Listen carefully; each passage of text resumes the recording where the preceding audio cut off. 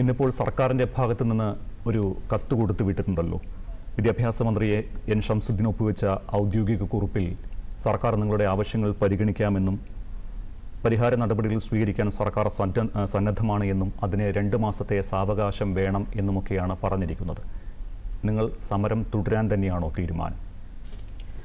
അതെ, ഞങ്ങൾ സമരം തുടരാൻ തന്നെയാണ് തീരുമാനം. അതിന് കാരണം എന്ന് പറയുന്നത്, നമ്മൾ ഈ സമരം ഇന്ന് ഇവിടെ നടത്തുന്നത് 30ാമത്തെ ദിവസമാണ്. ഈ ദിവസത്തിലും നമുക്ക് സർക്കാരിൻ്റെ ഭാഗത്തുനിന്ന് ഒരു രീതിയിലുള്ള ചർച്ചയ്ക്ക് ക്ഷണിക്കുകയോ അല്ലെങ്കിൽ നമ്മളെ വന്ന് എന്താണ് നിങ്ങളുടെ പ്രശ്നം എന്ന് പരിഹരിക്കുകയോ ചെയ്തിട്ടില്ല. കാരണം ഇന്ന് ഇത്ര ദിവസമായിട്ടും നമ്മളിവിടെ സമരം നടത്തുമ്പോൾ സർക്കാർ ഇന്നലെ CM-ൻ്റെ ഒരു പത്രസമ്മേളനം നടത്തുകയുണ്ടായി. അതായത് ഞങ്ങൾ 6 തവണ ചർച്ചയ്ക്ക് വിളിച്ചിരുന്നു, ചർച്ച നടത്തിയിരുന്നു എന്നൊക്കെയാണ് അതിൽ CM പറയുന്നത്. പക്ഷേ അത്തരമൊരു ചർച്ച സർക്കാരിൻ്റെ ഭാഗത്തുനിന്ന് സംഭവിച്ചിട്ടില്ല.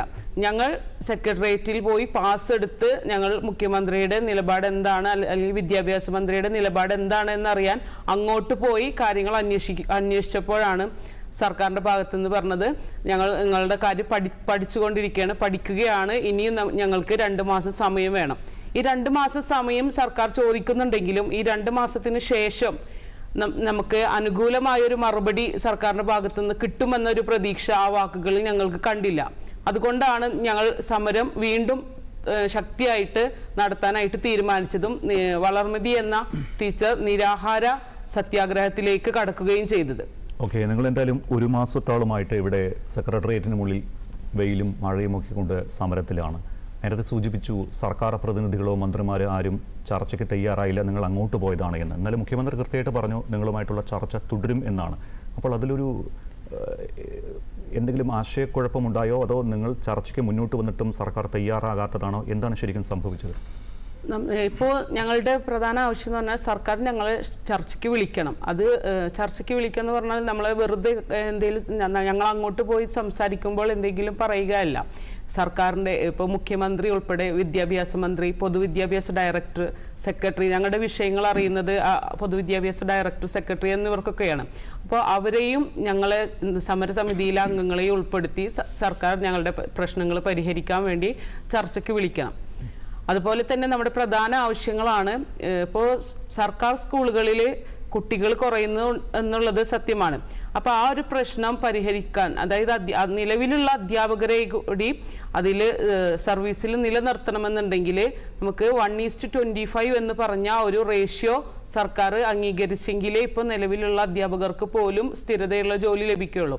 ഇപ്പോൾ നടന്നുകൊണ്ടിരിക്കുന്നത് എയ്ഡഡ് സ്കൂളുകളിൽ ഇതേപോലെ ഡിവിഷൻ പോകുമ്പോൾ ആ സ്കൂളുകളിലെ അധ്യാപകരെ ഗവൺമെൻറ് സ്കൂളുകളിലേക്ക് പ്രൊട്ടക്റ്റ് ചെയ്യുകയും ഗവൺമെൻറ് സ്കൂളുകളിൽ ഡിവിഷൻ പോകുമ്പോൾ നഷ്ടപ്പെടുന്ന അധ്യാപകരെ അല്ലെങ്കിൽ ജോലി നഷ്ടപ്പെടുന്ന അധ്യാപകരെ സർവീസിൽ നിന്ന് നീക്കം ചെയ്യുകയും ചെയ്യുന്ന നടപടിയാണ് ഇപ്പോൾ സർക്കാരിൻ്റെ ഭാഗത്തു നിന്ന് കണ്ടുകൊണ്ടിരിക്കുന്നത്. ഇപ്പോൾ അതിന് ഉദാഹരണമായിട്ട് ആലപ്പുഴയിൽ 32 അധ്യാപകരെയാണ് കഷ്ടപ്പെട്ട് പഠിച്ച് ജോലി നേടിയ അധ്യാപകരെയാണ് 32 പേരെ സർക്കാരിൽ നിന്ന് സർവീസിൽ നിന്ന് നീക്കം ചെയ്ത് ഓർഡർ ഇറങ്ങിയത്.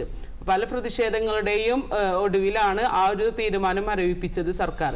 അപ്പോൾ ഇങ്ങനെ നടക്കുന്ന സമയത്ത് സർക്കാരിൻ്റെ ഒരു സ്കൂളാണ്, സർക്കാർ ഡെവലപ്പ് ചെയ്യേണ്ട, സർക്കാർ കൊണ്ട് നടക്കേണ്ട സ്കൂളാണത്.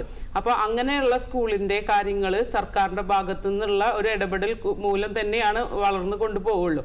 അപ്പോൾ അതുകൊണ്ട് ഈ എയ്ഡഡ് വിദ്യാഭ്യാസ സ്ഥാപനങ്ങളെ കൈപിടിക്കുകയും സർക്കാർ സ്ഥാപനങ്ങളെ എഴുത്തുകയും ചെയ്യുന്ന ഈ ഒരു നടപടി സർക്കാർ മാറ്റണം. ഓക്കെ, നമുക്ക് എന്തായാലും ഈ ചർച്ചയുടെ കൂടുതൽ വിശദാംശങ്ങളിലേക്ക് പോകുന്നതിന് മുൻപ് ഈ പലർക്കും സംശയമുണ്ടാകും, എന്തുകൊണ്ടാണ് ഈ സർക്കാർ ഇപ്പോൾ 3 മാസമാകുന്നതേ ഉള്ളൂ, ഇപ്പോൾ ഇങ്ങനെയൊരു സമരത്തിന് വരാനുണ്ടായ ആവശ്യം എന്താണ് എന്നുകൂടി ഒന്ന് വ്യക്തമാക്കാമോ? ഓക്കെ, ഞങ്ങളുടെ റാങ്ക് ലിസ്റ്റ് 2025 മെയ് 31 നിലവിൽ വന്നത്. പക്ഷേ ഈ ലിസ്റ്റ് വന്ന് ഇത്രയും ഇപ്പോൾ 1 വർഷം 2 മാസം പിന്നിട്ടു. ഈ 1 വർഷം 2 മാസം പിന്നിട്ടിട്ടും 4 ജില്ലകളിലെ 1ാം റാങ്കുകാരന് പോലും നിയമനം കൊടുക്കാനായിട്ട് സാധിച്ചിട്ടില്ല. ബാക്കി ജില്ലകളിൽ ആകട്ടെ 10ൽ കുറവ് 20ൽ കുറവ് ഒക്കെ നിയമനങ്ങൾ മാത്രമാണ് നടന്നിട്ടുള്ളത്. അപ്പോൾ ഇങ്ങനെ ഒരു ആവശ്യം ഞങ്ങൾ കഴിഞ്ഞ സർക്കാരിൻ്റെ കാലത്ത് മുതലേ ഉന്നയിച്ചു വരുന്നതാണ്. പക്ഷേ ആ സമയത്ത് നമുക്ക് അനുകൂലമായൊരു നടപടി കിട്ടിയിട്ടില്ല. അവര് ചെയ്തു തരുമെന്നൊക്കെ വാക്ക് പറഞ്ഞെങ്കിലും പിന്നീട് അവർക്ക് അത് ചെയ്തു തരാനുള്ള ഒരു സമയം കിട്ടിയില്ല. അതിനു മുന്നേ ഇലക്ഷൻ പ്രഖ്യാപിക്കുകയും നമുക്ക് അനുകൂലമായ ഒരു നടപടി കിട്ടാതെ പോവുകയും ചെയ്തു. എങ്കിലും നമ്മൾ ആ സമരസമയത്തും ഈ ഇപ്പൊ നിലവിലുള്ള ഇപ്പോഴത്തെ ഭരണ പാർട്ടി അന്ന് പ്രതിപക്ഷമായിരുന്നു. അപ്പൊ നമ്മൾ ഈ ആവശ്യങ്ങളൊക്കെ അവരോട് പറഞ്ഞപ്പോൾ ഇത് തന്നെയാണ് ഇതിനുള്ളൊരു പരിഹാരം, ഞങ്ങൾ ഭരണത്തിൽ വന്നാൽ നിങ്ങളുടെ പ്രശ്നം ആദ്യം പരിഹരിക്കും എന്ന് ഞങ്ങളുടെ അന്നത്തെ ആ സമര പന്തലിൽ വന്ന് ഇന്നത്തെ പ്രതിപക്ഷ നേതാക്കന്മാര് ഞങ്ങൾക്ക് വാക്ക് തന്നതായിരുന്നു. പക്ഷേ ഇപ്പൊ അവര് ഭരണത്തിൽ വന്നു കഴിഞ്ഞപ്പോൾ ആ പറഞ്ഞ വാക്കുകളൊന്നും അവർക്ക് ഓർമ്മയില്ല എന്നുള്ള മട്ടിലാണ് കാര്യങ്ങൾ നടത്തിക്കൊണ്ടിരിക്കുന്നത്. എന്നിട്ടും ഈ 2 മാസവും നമ്മൾ ഇവരുടെ സമരത്തിന് മുമ്പായാലും മന്ത്രിമാരെ നമ്മൾ പോയി കാണുകയുണ്ടായി. അപ്പോൾ ജൂലൈ 15-നുള്ളിൽ ഞങ്ങൾക്ക് സ്കൂളുകളിൽ ഡിവിഷൻ ഫോൾ സംഭവിക്കുന്ന ഒരു ദിവസമാണ്. അതിനു മുന്നേ ഈ ഡിവിഷൻ ഫോളിന്റെ കാര്യത്തിൽ ഒരു തീരുമാനം സർക്കാർ കൈക്കൊണ്ടില്ലെങ്കിൽ ഇനി ഈ ഒരു വർഷം തന്നെ ഞങ്ങൾക്ക് നഷ്ടപ്പെടും. ഞങ്ങൾക്ക് സംബന്ധിച്ച് 3 വർഷം ഉണ്ടെങ്കിൽ പോലും അധ്യയന വർഷങ്ങൾ ജൂൺ ജൂലൈ അധ്യയന സ്റ്റാർട്ടിങ്ങിലാണ് ഞങ്ങൾക്ക് നിയമനം ലഭിക്കുക. നിലവിൽ 3 വർഷം കാലാവധിയുള്ള ലിസ്റ്റ് ആണെങ്കിൽ 2 വർഷം നഷ്ടപ്പെട്ടു. അതായത് കഴിഞ്ഞ ജൂണിൽ ഒരുപാട് ഡിവിഷൻ ഫോൾ സംഭവിച്ച് ഒരു ഫസ്റ്റ് റാങ്ക് പോലും കയറിയില്ല. ഈ വർഷം അതേ നിലപാട് തന്നെയാണ് ഉണ്ടായത്. അപ്പൊ ഇനി ഇത് തുടർന്ന് പോയാൽ അടുത്ത വർഷം ഞങ്ങളുടെ കയ്യിൽ നിന്ന് നഷ്ടപ്പെടും. അപ്പൊ അതുകൊണ്ടാണ് ഞങ്ങൾ ഈ ഒരു ജൂലൈ 15-ന് മുന്നേ തന്നെ ഇതിനൊരു തീരുമാനം സർക്കാർ എടുക്കണം എന്ന് പറഞ്ഞുകൊണ്ട് ഈ ഒരു സമയത്ത് സമരം ചെയ്യേണ്ടി വന്നത്. അല്ലാതെ നമുക്ക് സമരം എന്നൊരു ആഗ്രഹം ഉള്ളത് കൊണ്ടല്ല.